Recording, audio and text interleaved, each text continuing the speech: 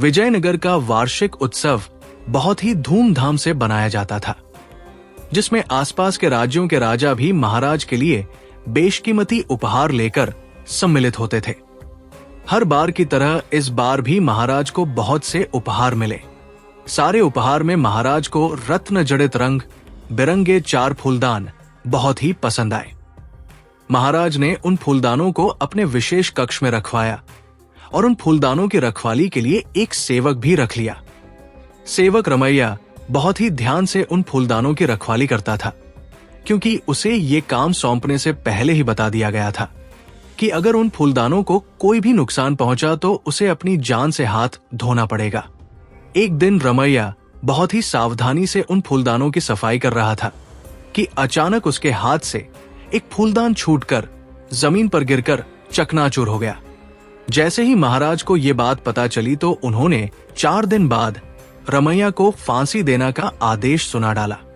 महाराज का यह आदेश सुनते ही तेनालीराम महाराज के पास आया और बोला, महाराज, एक फूलदान के टूट जाने पर आप अपने इतने पुराने सेवक को मृत्युदंड कैसे दे सकते हैं? ये तो सरासर नाइंसाफी है। परंतु महाराज उस समय बहुत ही गुस्से में थे, इसलिए उन्होंने तेनालीराम की बात पर विचार करना जरूरी नहीं समझा। जब महाराज नहीं समझे तो तेनालीराम रमैया के पास गया और उससे बोला, तुम चिंता मत करो, अब मैं जो कहूं तुम उसे ध्यान से सुनना और फांसी से पहले तुम वैसा ही करना। मैं यकीन दिलाता हूं कि तुम्हें कुछ नहीं होगा। रमैया ने तेनालीराम की सारी बात बड़े ही ध्यान से सुनी और बोला, मैं ऐसा ही करूंगा। फांसी का दिन आ गया। फांसी के समय महाराज भी वहां उपस्थित थे। फांसी देने से पहले रमैया से उसकी अंतिम इच्छा पूछी गई।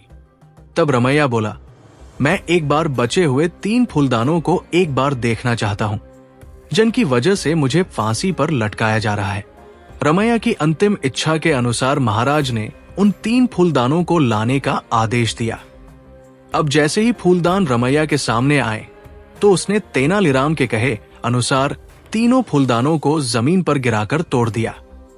रमैया के फूलदान तोड़ते ही महाराज गुस्से से आगब बुला हो गए और चिल्लाकर बोले, ये तुमने क्या किया? आखिर तुमने इन्हें क्यों तोड़ डाला? रमैया बोला, महाराज, आज एक फूलदान टूटा है तो मुझे फांसी दी जा रही है। ऐसे ही जब ये तीनों भी टूटेंगे तो 3 और लोगों को मृत्युदंड दिया जाएगा। मैंने इन्हें तोड़कर 3 लोगों की जान बचा ली है, क्योंकि फूलदान इंसानों की जान से ज्यादा कीमती कुछ नहीं हो सकता। रमैया की बात सुनकर महाराज का गुस्सा शांत हो गया और उन्होंने रमैया को भी छोड़ दिया। फिर उन्होंने रमैया से पूछा, तुमने ये सब किसके कहने पर किया था? रमैया ने सब सच सच बता दिया।